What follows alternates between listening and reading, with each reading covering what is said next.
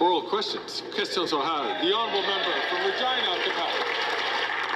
After 9 years of this NDP Liberal Prime Minister's economic vandalism, over 2 million Canadians are visiting a food bank in a single month. Housing costs have doubled, and inflation continues to eat away at Canadians' paychecks. His massive deficits and tax hikes are causing extreme damage to the Canadian economy. For 8 out of the last 9 quarters, Canadian per-person GDP is down. This is a made-in-Canada, per-person GDP recession. That means Canadian workers work harder, but bring home less. So will the Prime Minister stop his economic vandalism and cancel his job-killing, paycheck-shrinking tax hikes? Yes. The Honourable Minister for Indigenous Services. Thank you, Mr. Speaker. This morning we heard the sad news of the passing of the Honourable Murray Sinclair. Let me take a moment before we begin today to say a few words about him. As a former judge, senator, and chair of the Truth and Reconciliation Commission, Murray was determined to help Canada reckon with its colonial realities and bring healing to this country. He was a visionary and a leader, and his kind and fierce commitment to truth has pushed Canada forward in profound and lasting ways. Our hearts and minds are with his family, and Canada is a much better place for his service.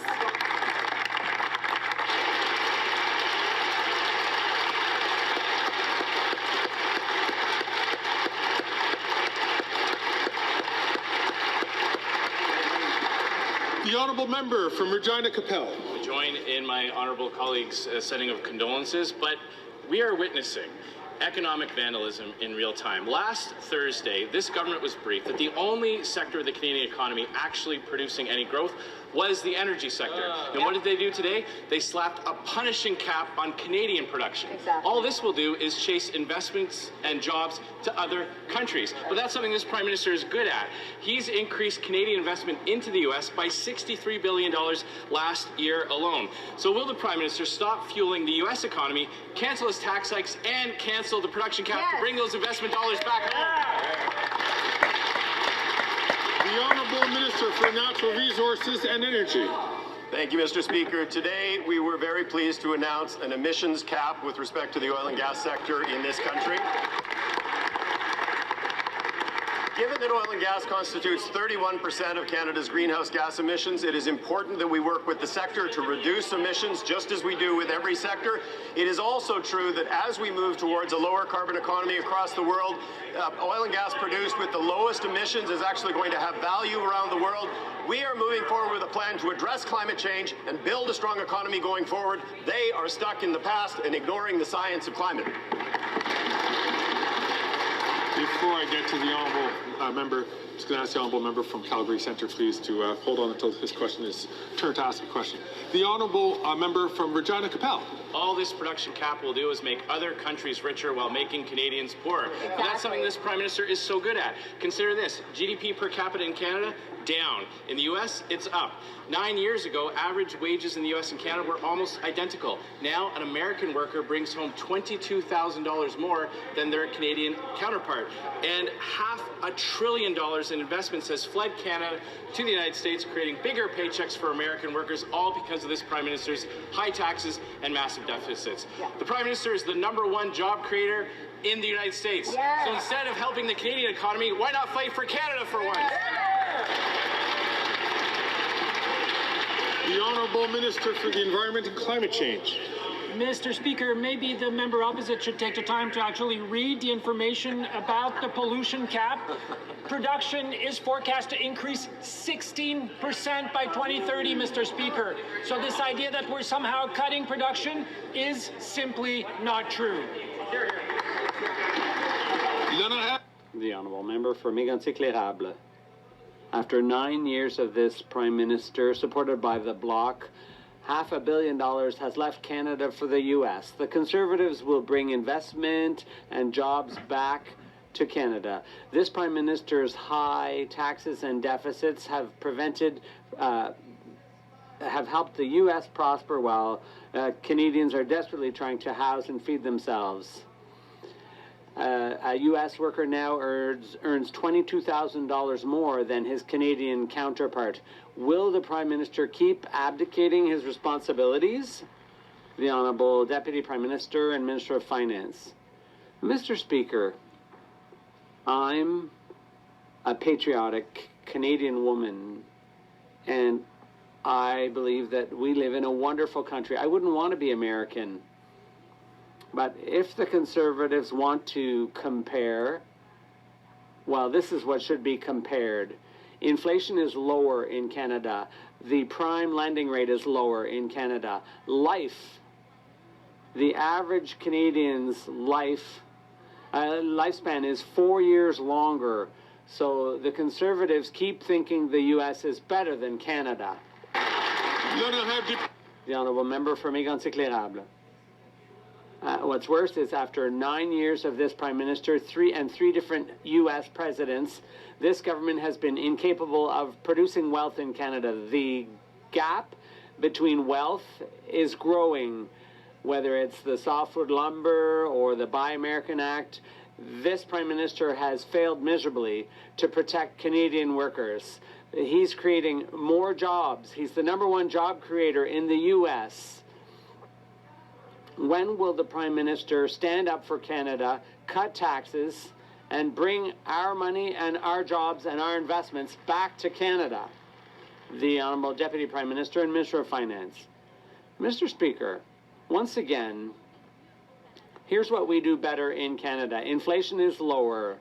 The prime lending rate is lower. The average lifespan is longer. I will quote from David Rosenberg, a well-known economist. He said that last week, investors based in the U.S. should contemplate leaving New York for Toronto. And that's because he knows that Canadian companies are doing better. Who better to quote, Mr. Speaker? Député de La Prairie. The Honourable Member for La Prairie.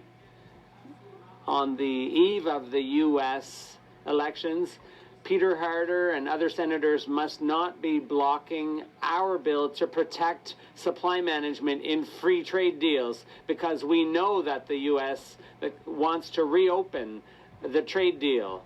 This is not just harmful, it's dangerous because it will cause hundreds of thousands of job losses in Quebec. Will the Prime Minister stop threatening Quebec's farmers? The Honourable Minister of Agriculture and Agri-Food. Thank you, Mr. Speaker. Mr. Speaker, being a farmer all my life and then being involved in the supply management system for all my agricultural career, I am fully aware of how valuable the supply management system is to this country. And I belong to a government and a party that has initiated supply management and continue to support supply management. And I can tell my honourable colleague in this country that this government will continue to support the supply management program. The Honourable Member for La Prairie. The next U.S. president could open up NAFTA or the free trade deal in 2026. And depending who wins, it could be our supply management system that pays the price. So our farmers would like to hear their will respected. They don't want two unelected senators to hold up a bill to protect supply management. Will the Prime Minister stop those two senators from preventing C-282 from passing? The Honourable Minister of National Revenue. Thank you, Mr. Speaker. We've already explained to our Bloc friends that senators are independent. And the other thing is that the Bloc admits that they can't protect supply management. The only people who can, because we truly want to and we're committed to doing so, is us. Whatever happens on the other side of the U.S. border, only a Liberal government will protect supply management here. The Honourable Member from Burnaby South. In Canada, we believe healthcare should be there when you need it, and it should be free. Today, Collège des médecins du Québec Président was quoted saying that patients are typically told, I can do your surgery in 14 months. If you come to my private clinic, I can get it done in 1 month. It'll cost you $25,000. Dr. Grudeau says that's questionable, if not illegal. I think it's pretty clearly illegal. Does the Prime Minister agree? The Honourable Minister of Health.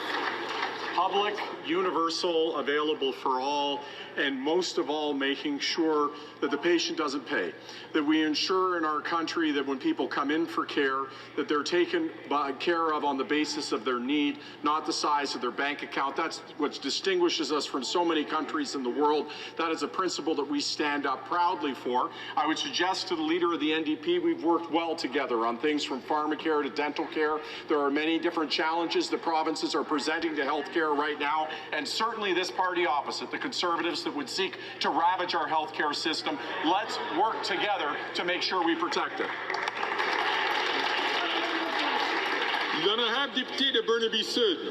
The Liberals are letting people get charged to get to the front of the line. That should be illegal. Au Québec, In Quebec, the private sector is taking up more and more of a role in healthcare. The Quebec College of Physicians and Surgeons is calling for this trend to be dealt with as quickly as possible. People who seek profit are causing longer delay times for healthcare. Why is the Prime Minister allowing U.S.-style companies to take advantage of Canadians suffering? The Honourable Minister of Health. Mr. Speaker, that's what's absolutely clear is that it's our government's priority to ensure that our healthcare system is universal and entirely public and available to all Canadians. We've made a lot of headway with dental care and pharmacare, but I think there's a lot of work that can still be done, that should still be done. But on the other side, the Conservative Party wants to cut. They want to make huge cuts to funding for healthcare, and that's totally unacceptable, Mr. Speaker. The honourable member from Dufferin-Caledon. After 9 years of these NDP Liberals, almost 50% of young Canadians believe they will never own a home. This Liberal housing accelerator is an absolute joke. Common sense Conservatives have a plan. They're going to axe the GST on new home builds. On an $800,000 house, this will save $40,000. And the Conservative leader has now written to the premiers of every province asking them to match this tax cut. When will these NDP Liberals finally get it through their heads? They're funding bureaucracies, axe the tax on new builds so young people can buy a house. The Honourable Parliamentary Secretary to the Minister of Housing, Infrastructure and Communities. He says the Housing Accelerator Fund is a joke, Mr. Speaker. Has he consulted with his caucus? A dozen, probably more, Conservative members have advocated specifically for that program. They went behind the back of the Leader of the Opposition because they wanted to advocate for their constituents to see more homes built. By calling for the end of the Housing Accelerator Fund, which is how they would pay for this new bold idea, so-called, they would end support to communities for homelessness. They would end support for more building for middle-class Canadians. Mr. Speaker, it's an unacceptable, untenable position. The honourable member from Dufferin-Caledon. Oh man, here's what Liberal housing advisor Mike P. Moffat said about the Liberal Housing Accelerator. Can anyone in the federal government tell me why Toronto deserves $471 million in housing accelerator funds to massively hike development taxes? And housing starts in Toronto are down 20%. Even Liberal advisors know the housing accelerator's a joke. Will these NDP Liberals finally realize they're funding bureaucracies, tripling development charges, and not getting any houses built for young Canadians? The Honourable Parliamentary Secretary to the Minister of Housing, Infrastructure and Communities. Young Canadians, he talks about home building in Canada, Mr. Speaker. They have 6 homes to point to when they were in office. Wow. That's the sum total of their work when they were in office, when the Leader of the Opposition held the so-called role of Minister of Housing. He wasn't a minister at all, Mr. Speaker. In fact, if you look at the 190,000 number that they talk about during their time in office, that was home builders who did that, Mr. Speaker. It was not them. They know nothing about getting homes built. They know only about cuts. They would only make cuts to communities. It's not an acceptable position, Mr. Speaker.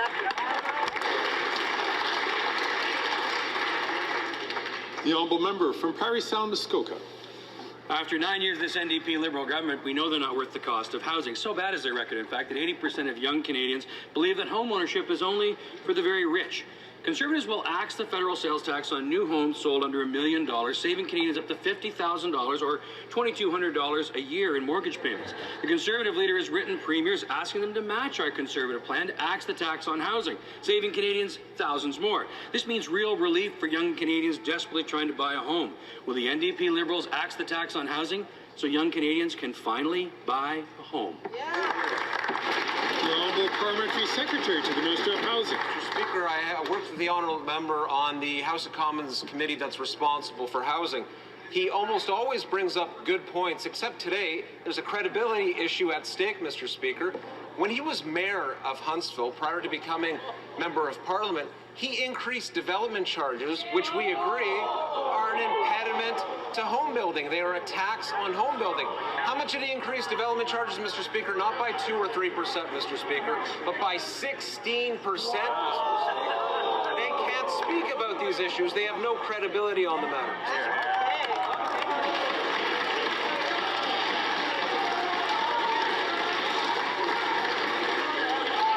Order.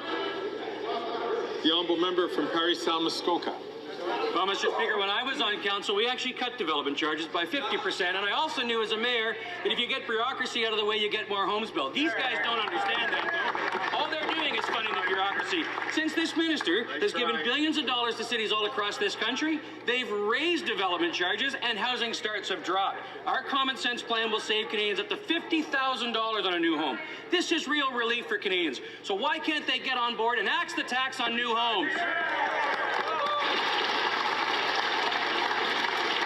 The Honourable Parliamentary Secretary. Mr. Speaker, like former Conservatives, people like Joe Clark, for example, I recognize that Canada is a community of communities. And as an urban-based MP, I want to assure the honourable member opposite that I read the Huntsville Doppler, the newspaper of record in this community. He increased development charges by 16%. It was reported time and again in that newspaper, Mr. Speaker. They want to cut support for communities. They want to cut support for housing. Don't be fooled. The Leader of the Opposition ditched his glasses. Same guy that wants to cut pensions, support for housing, support for young people, support for EI. They're not serious, Mr. Speaker.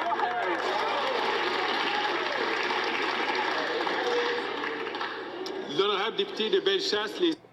The Honourable Member for Bellechasse-les-Etchemins-Lévis. Mr. Speaker, after 9 years, the Bloc Liberal Coalition has discouraged young people from owning their own home. They've doubled rents, mortgage payments, and down payments. As we speak, 80% of Canadians think home ownership is only for the very rich. Our leader has tabled a common-sense proposal, cut the GST on new homes. This idea has the support of CORPIC, the Quebec Residential Rental Properties Owners Association. Will the Bloc-backed Liberals scrap the federal tax on housing, or will they keep on funding their own programs that don't build any houses? The Honourable Minister for the Economic Development Agency. Mr. Speaker, my colleague's proposal is completely ill thought out because not only does it not deal with any increase in the supply of housing, it also comes at the expense of the poorest. Their agenda is clear now. They want to help people who want to buy, but cut back for people in need. I'd like to know from my colleague, the housing in her own riding, how is she going to explain to her constituents that she would cut and put in danger the rents of the people who need that housing? The Honourable Member for Bellechasse-les-Etchemins-Lévis. She can ask questions when she's in opposition.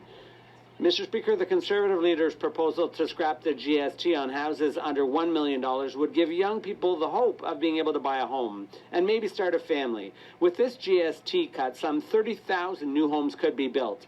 For an $800,000 home, for example, the GST savings would be $40,000. What's keeping this Liberal Bloc government from showing a little compassion and common sense by going ahead with our proposal? The Honourable Minister of Public Services and Procurement. Thank you, Mr. Speaker. 3 things. First of all, and my colleague knows this, the Conservative leader was responsible for the construction of only 6 housing units during his entire term. Last week, an agreement was what the Conservatives would do would be cutting a deal that has led to the building of thousands of units in Quebec, including units for seniors in need in the member's riding. That's the type of thing the Conservatives would like to cut.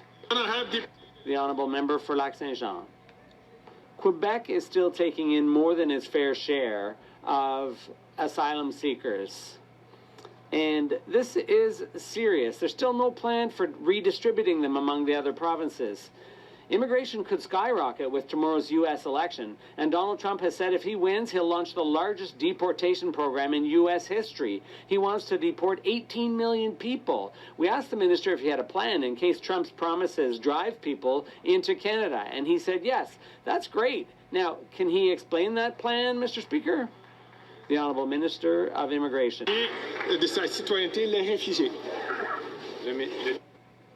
The member knows full well that for a number of months we've been reducing the number of asylum seekers arriving by 29% in Quebec. And this is the type of thing we can do by working together with Quebec in order to have a well-managed border with the U.S. And we will continue to do that regardless of who's the president tomorrow. But it's maybe premature to be talking about that. The honourable member for Lac-Saint-Jean. Mr. Speaker, to govern is to plan, and the Immigration Department has proven at every conceivable opportunity that they're not very good at it. So we're going to keep asking the Minister for details of this plan, because without details, there's no good reason to believe it even exists. Tomorrow, if Trump wins, he's promised to deport 18 million people. Our organizations tell us if they're worried about a wave of immigration when Canada is already unable to manage the current influx of asylum seekers, well, what's coming? What's the plan if that happens? The Honourable Minister of Immigration, Refugees and Citizenship. Mr. Speaker, there is a plan, but I'm not going to tell him about it 24 hours before an election. That would be very imprudent, very irresponsible to do here in the House of Commons now. The honourable member for Lac-Saint-Jean. Well, if he doesn't want to answer questions, he shouldn't show up at question period. Mr. Speaker, the last time Donald Trump threatened to deport people, many headed for Canada. The result was Roxham Road, and we're still suffering the consequences. The result was Roxham Road because the federal government had no plan. The Prime Minister issued a blanket invitation to a wave of immigration without making the slightest preparations to get ready for it. And then it took him years to react. Today, Trump is setting the table for an even bigger wave than the one on Roxham Road. Nobody wants to live through that all over again. What's the plan? The Honourable Minister of Immigration, Refugees and Citizenship. I won't do like the Bloc does constantly. We do have a plan. We'll keep working on it regardless of who's president tomorrow. This is not something that we're going to discuss on the floor of the House of Commons 24 hours before a U.S. election. So unlike the Bloc, we'll talk about that later. After 9 years of these NDP Liberals, they are not worth the cost of housing. 50% of young Canadians have abandoned the dream of buying a home one day. Rent, mortgage, and down payment costs have all doubled. Common sense Conservatives will axe the federal sales tax on new homes sold. On an $800,000 house, this will save home buyers $40,000 or $2,200 a year in mortgage payments. Our plan means more housing for young Canadians desperately trying to enter the housing market for the first time. Will the NDP Liberals axe the GST on housing for more young Canadians so they can finally buy a home? The Honourable Parliamentary Secretary to the Minister of Housing, Infrastructure and Communities. Mr. Speaker, as we've seen, the Conservatives continue to say that they'll make cuts to pay for their proposals, including this GST initiative, so-called. So what will that mean? It means the Accelerator Fund will come to an end. The member is from Kelowna. A few weeks ago, I met with Kelowna's mayor, Mayor Tom Dias, who shared with me that federal funding secured through the Housing Accelerator Fund has led to a digital permit system that's improved approvals that would have taken even a year ago, a year and a half plus to approve. That approval permit process now is less than 10 days, Mr. Speaker. Huge change. The honourable member from Kelowna Lake Country. Well, even the Liberal housing advisor, Mike P. Moffat, on the failed Liberal housing plan said the federal Liberals have lost the plot. Habitat for Humanity said reducing GST would reduce costs. Canadian Home Builders Association said it will make a big difference. Canadian Real Estate Association said this proposed step is a positive move forward, lowering building costs, increasing housing supplies, and making home ownership more attainable for Canadians. Will the NDP Liberals axe the GST on housing so more young Canadians can finally buy a home? The Honourable Parliamentary Secretary to the Leader of the Government in the House of Commons. Yes, Mr. Speaker, the simple answer is the Conservative policy on housing is a dud. That's the bottom line, Mr. Speaker. And let me tell you about an issue that Canadians are truly concerned about. You have the leader of the Conservative Party that continues to refuse to get a security clearance. I believe Canadians have a right to know why it is that the Conservative leader refuses to get it. What is he hiding? Is there something about his past that Canadians should know about? It's time the leader step up and be honest with Canadians.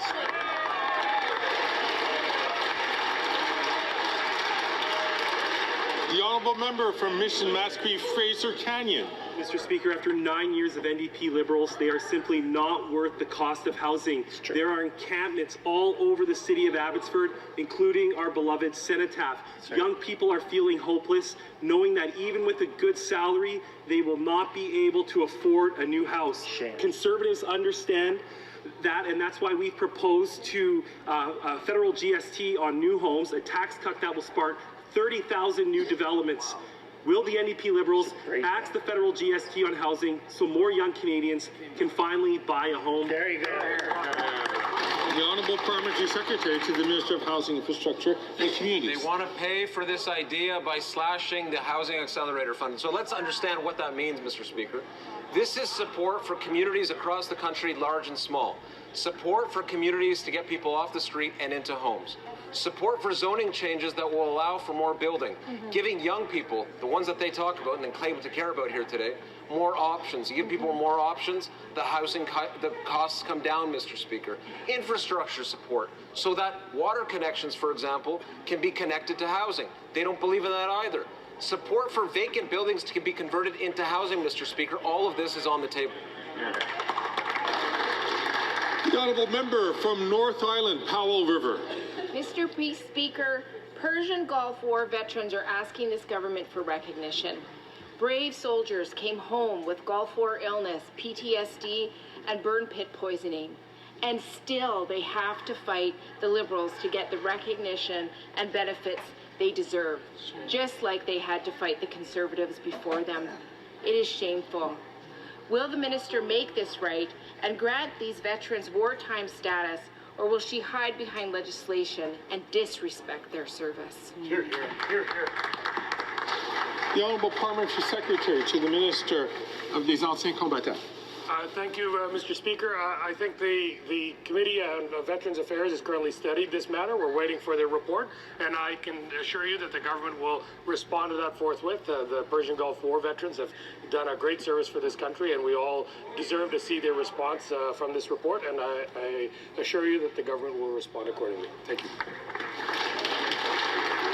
The Honourable Member from Windsor West. Mr. Speaker, the Liberals have done nothing to protect Canadians from giant telcos pricing gouging. For weeks, hundreds of Canadians are raising their voices because they feel bamboozled. They signed a service contract, were promised a price, then the bills come in with even higher prices. Giant telcos are digging deeper in Canadian pockets. Meanwhile, Liberals sit on their hands and Conservatives are silent as to not upset their CEO donors. Canadians deserve better. Will the minister finally use his powers to stop these snake oil salesman tactics that the telcos use to trick Canadians? The Honourable Parliamentary Secretary to the Minister of Innovation. Well, thank you, Mr. Speaker. We expect all telecommunication companies to clearly communicate contract terms and pricing changes to its customers. The minister has spoken directly with Rogers on this important issue. And in the past two budgets, we've taken critical steps to crack down on unnecessary fees and eliminate switching charges so customers can cancel and switch to cheaper plans and access lower charges. Thank you, Mr. Speaker.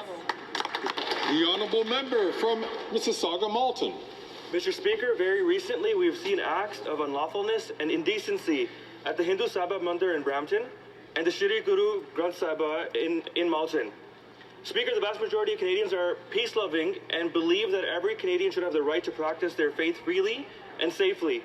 We've also heard from the RCMP that foreign elements are seeking to destabilize the harmony in our communities to provide evidence for their own rhetoric. These actions must be condemned. Can the Minister please comment on these incidents and tell Canadians what the government is doing to keep them safe? Thank you. The Honourable Minister for Diversity, Inclusion and People with Disabilities. Mr. Speaker, we strongly condemn acts of violence, hate that took place outside Hindu Sabha Mandir and Guru Singh Sabha Gurdwara. These acts need to stop. Everyone deserves to feel safe in their places of worship. I've spoken to Peel Regional Police Chief Nish and have full confidence in our local authorities to investigate and to de-escalate. As Canadians, Mr. Speaker, we must stand united against hate and against all those who try to destabilize peace and unity between our communities. Thank you. The Honourable Member from Bay of Quinte. Mr. Speaker, after 9 years of this Liberal NDP government, Canada has become the caboose to America's high-flying economic engine. The GDP per capita has become so stark that the average American worker is now making $22,000 more than the Canadian worker. Why? Well, because Americans don't pay a carbon tax. They don't have high fly-raising capital gains taxes. And they don't have soft trade policies. So when will this Prime Minister finally admit that his high taxes, soft trade policies have derailed Canadian prosperity, or is he content in keeping Canadian workers riding in the back, in the caboose? Good question. The Honourable Deputy Prime Minister and Minister of Finance. Mr. Speaker, the Conservatives may have an inferiority complex vis-a-vis the United States, but I sure don't. Let me tell you what's better in Canada. Inflation is lower. Interest rates are lower. We live 4 years longer because we have a universal single-payer healthcare system. And you know what? Investors are noticing the Canadian advantage. Here's what David Rosenberg said last week. U.S.-based investors should strongly consider moving from New York to Toronto because returns here are better, too. The Honourable Member from Bay of Quinte.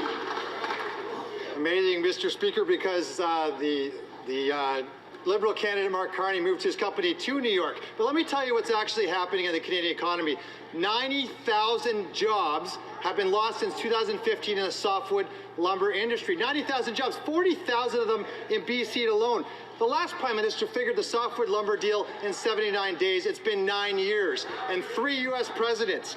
How many jobs have to be chopped before he figures out, this Prime Minister figures out that high taxes and a weak, soft spine won't bring jobs back and paychecks to Canadians and across the softwood lumber industry?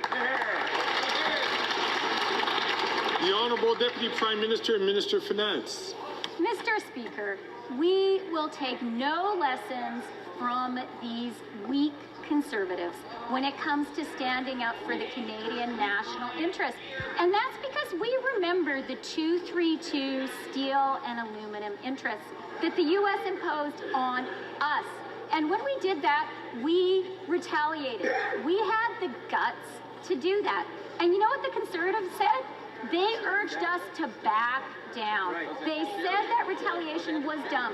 They would sell Canadian interests out again in a minute. We will never do that. The Honourable Member for Chicoutimi-Le-Fjord. Mr. Speaker, after 9 years and 3 American presidents, this Prime Minister has failed to renegotiate the softwood lumber agreement. He failed where the previous Conservative Prime Minister succeeded. And that just 90 days after being elected. After the closing of the sawmill in Maniwaki and in Mauricie, we now learned that another sawmill is about to close its doors in Quebec. Why are the Liberals continuing to abandon forestry workers? The Honourable Minister of Exports and International Development, Trade. Thank you, Mr. Speaker. I want to thank the honourable member for that question. As he well knows, softwood lumber, the forestry industry, is really important in creating thousands and thousands of jobs across this country. We've been working very hard with the forestry industry. But what I've also learned from the sector is that they're really looking to expand into new markets. And I'm very pleased that our government, the Trade Commissioner Service, is really helping them to access new markets while at the same time working to continue to try to get a deal with the United States. Thanks so much. The Honourable Member for Chicoutimi-Le-Fjord. Mr. Speaker, I'll say it again, 3 American presidents, and 9 years later, this Liberal Prime Minister has still not managed to renegotiate a softwood lumber agreement. That's pure incompetence and a clear lack of leadership. 3 sawmills have closed their doors in just a few months. The most recent in Saint-Ludger-de-Millau, it's a village of 600 people. 100 of those people are about to lose their jobs.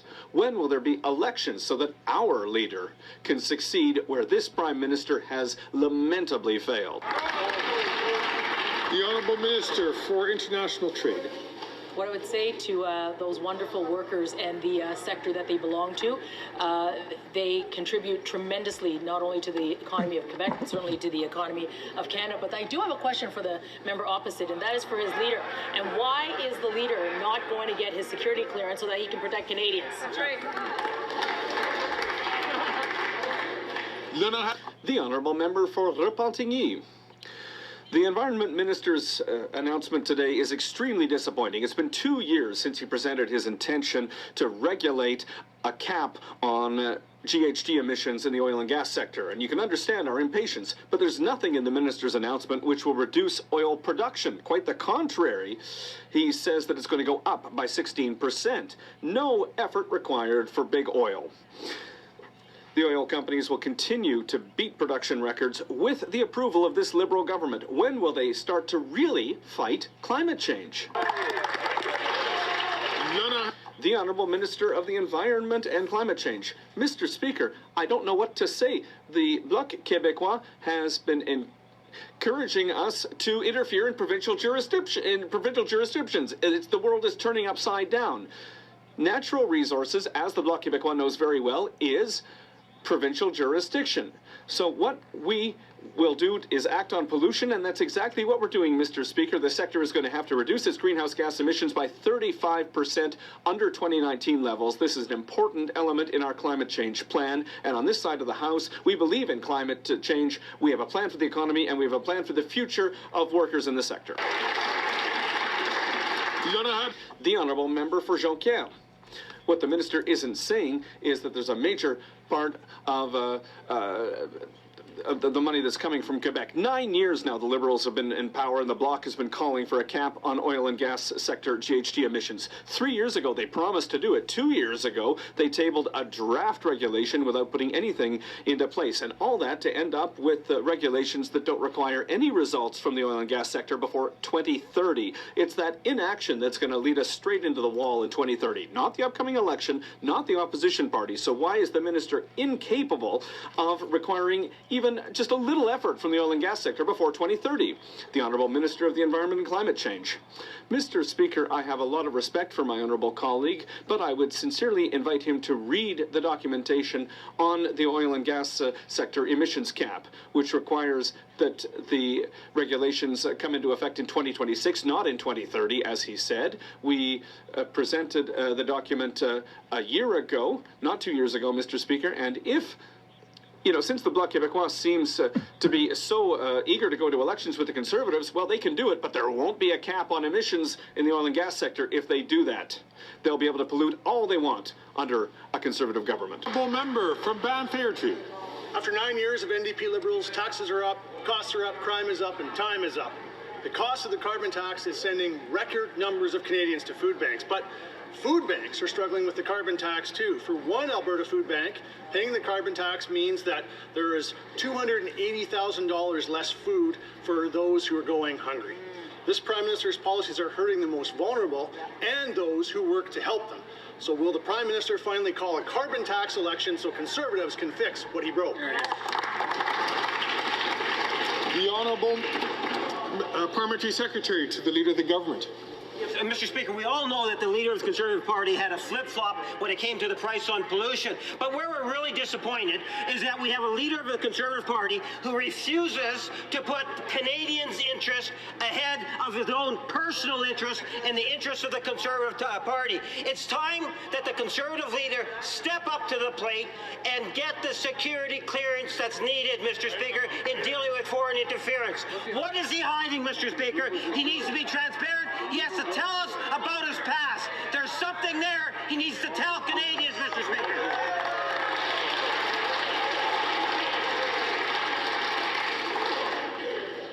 The honourable member from Banff-Airdrie. What an insult that is to Canadians who are going hungry. Yeah. And that's not only that, but it's Veterans Week, and there's far too many of the heroes who bravely served Canada who now cannot count on sitting down to their next meal. In fact, food insecurity amongst veterans has gotten so bad due to the NDP Liberal carbon tax that some legions are having to divert the funds from their poppy campaigns to instead help keep the local food banks afloat. So when will the Prime Minister call a carbon tax election so common sense Conservatives can ensure that veterans finally get the respect that they deserve? The Honourable Parliamentary Secretary to the Leader of the Government in the House of Commons. Yes, Mr. Speaker, let me tell you what an insult is.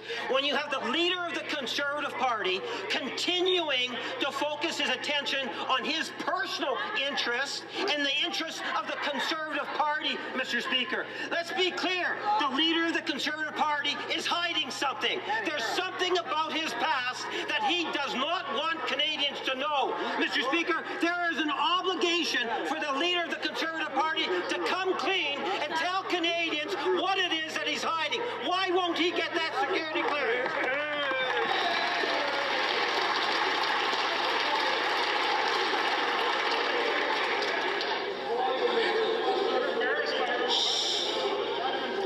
Order.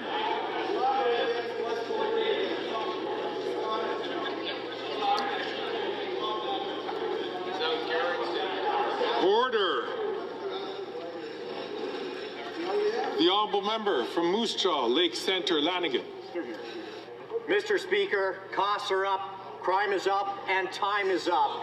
Moose Jaw's Food Bank faced a temporary closure due to rising costs of food and lack of donations this summer. It used to be people facing temporary hardship were the ones that used the food bank.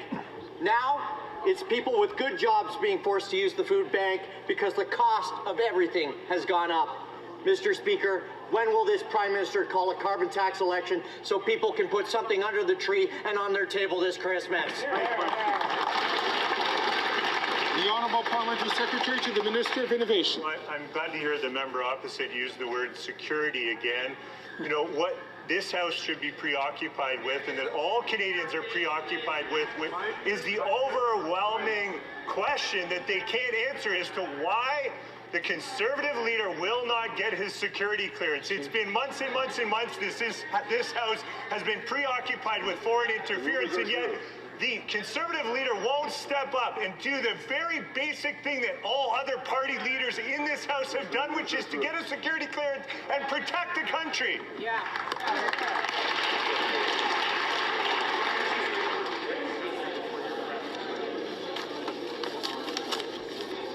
The honourable member from Coquitlam, Port Coquitlam. Thank you, Mr. Speaker. Mr. Speaker, our kids need help. The internet is not a safe place for them right now. We need to hold online platforms accountable and put the safety of our children first by passing the Online Harms Act. Unfortunately, we can't debate this bill because all business in the House is stalled in a Conservative delay tactic. Amanda Todd's mother, Carol, one of my constituents, recently spoke to the Globe and Mail calling for us to debate and pass Bill C-63. Can the Minister of Justice and Attorney General explain why parents across the country, including Carol, are urging us to pass the online... The Honourable Minister of Justice and Attorney General. Mr. Speaker, I want to thank Carol Todd for her courage. Carol's daughter, Amanda, tragically died by suicide 12 years ago after being victimized online. Now Carol is calling on every parliamentarian to take action and pass the Online Harms Act. To quote Carol, she said, "The filibuster that is happening right now and holding everything up is frustrating. It's just wasting time. I've waited 12 years for this. Conservatives have shown they will not prioritize children or protecting them. But I put it to the Bloc and the NDP that they have the power right now to stop this filibuster, protect kids, and pass this bill. Will they?"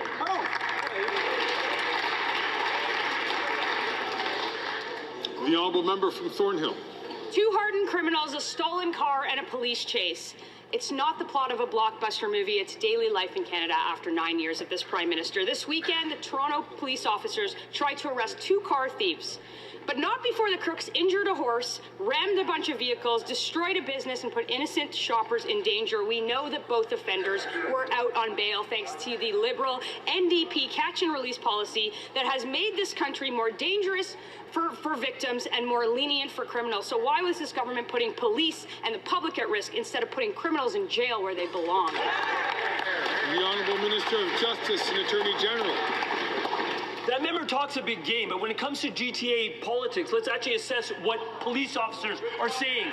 The Deputy Chief of Police in York Region has said, if you actually want to get tough on bail, you need to support the courts, the crowns, and fix the detention centers. Guess who has jurisdiction over all of that? The member from Thornhill should know that's the province. You want to get tough on dealing with bail? Let's have the province support criminal justice in this country and keep our communities safe.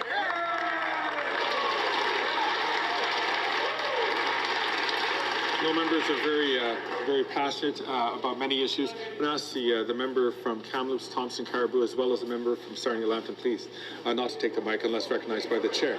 The honourable member from Thornhill. That answer is offensive to every single police officer who puts their life on the line and offensive to every single Canadian who has been a victim of violent crime. Last year, 8 police officers were killed in just 7 months, and violent crime has gone up 30%. Scenes like the one from downtown Toronto are no longer extraordinary. They are becoming the norm under his watch. Provincial governments, municipalities, police associations said they all want change, but the minister responds with that, whatever that was. His recklessness is turning criminals out onto the streets and putting the public at risk. Why is he the only one that doesn't see it? The Honourable Minister of Justice and Attorney General. Let's listen to police officers. Here's the Deputy Chief of York Region. There's just not simply enough court space to hold contested bail hearings. Let's listen to the National Police Federation, who pointed out, newsflash, that when you have JPs with no legal training, sometimes there may be some issues with their rendering of decisions and keeping our community safe. Where do they train JPs legally before they appoint them? Nova Scotia. Maybe that's a lesson that Doug Ford could take. If she needs it in a 3-word slogan, here it is. Talk to the Premier.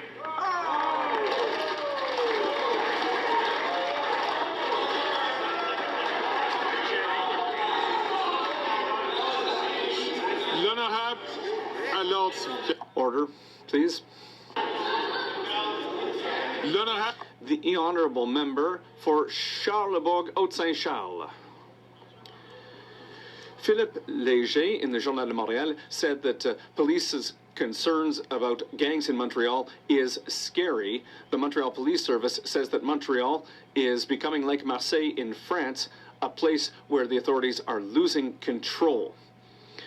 Mr. Léger said that if the criminal world has changed, our laws need to change as well, starting with mandatory minimum sentences for all criminals who are recruiting young people to commit crimes. Does the Prime Minister agree, or will he continue to stand with criminals? The Honourable Minister of Public Safety. Mr. Speaker, we will continue to work with police organizations. My colleague mentioned the police force in Montreal. We regularly have discussions with the chief. I spoke with him as recently as last week. We are supporting the important work that they're doing. We're also supporting the important work of the RCMP and the Border Services Agency, who have a role to play in supporting municipal and provincial police forces. This is work that we are doing. This is work that the Conservatives forgot to do, and they cut those organizations. The Honourable Member for Alfred Belland. Thank you, Mr. Speaker.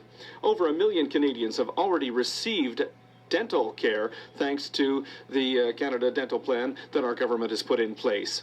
This is a historic investment which will benefit Canadians, but the Conservative members voted day after day against this program, which is benefiting Canadians and Quebecers. And they keep saying that the program doesn't exist and that they have the intention to cut it. Can the Minister of Fisheries please explain how this program is helping Quebecers get the dental care that they need? The Honourable Minister of Fisheries and Oceans and the Canadian Coast Guard. Thank you, Mr. Speaker. Over 1 million Canadians, including 325,000 Quebecers, have already received care under our dental care program. The Conservatives are playing games with the health of Canadians and Canadian seniors by offering nothing more than slogans and cuts to the programs that they need. Canadians and Quebecers deserve a government that cares about health care. On our side of the House, we know that the Conservatives only want to make cuts, no matter how many seniors will be affected by that. What's the Conservatives' hidden agenda, Mr. Speaker? The Honourable Member from Hamilton Centre. This morning, the BC Maritime Employers Association imposed a bad faith lockout on over 700 ILW Local 514 workers at BC ports. This blatant attempt to manipulate this Liberal government into undermining workers' rights is an outrageous assault on free collective bargaining. So, will this Liberal minister categorically reject any intervention that would force these port workers to give up their collective bargaining rights, or will he bow to the employer? Honourable Minister of Labour and for Seniors. Mr. Speaker, I spoke with the BC MEA and the ILWU on the weekend and reminded them that it is their responsibility to their members and to each other, to Canadians, to farmers, to workers, to businesses, to get a deal. It is their responsibility, and they need to do the work necessary to get an agreement. The Honourable Member from Kitchener Centre. Mr. Speaker, keeping track of the tens of billions this government gives to big oil's gamble on carbon capture, it's near impossible. Yet for proven solutions like public transit, no new funds till after the next election, a fraction of what carbon capture gets, and transit operations won't even be eligible. We could add $4 billion for public transit tomorrow by taxing the excess profits of the oil and gas industry. So when will this government put in place an excess profits on that of the oil and gas industry and put it towards reducing fares and improving service on public transit? The Honourable Minister for the Environment and Climate Change. Mr. Speaker, and I thank the Honourable colleague for his question. First, the federal government is investing historic amounts in public transit, Mr. Speaker, $30 billion. There are more than 400 kilometers of subway lines being built in Canada right now because of federal investment. Second, we're the only country in the G20. No other country in the G20 has phased out subsidies to fossil fuels. We're the only ones that have done that, despite a commitment made under the previous government to do that, on which they did absolutely nothing, Mr. Speaker. We're there to help Canadians with transit, but we're also there to fight climate change. Je voudrais signaler... I'd like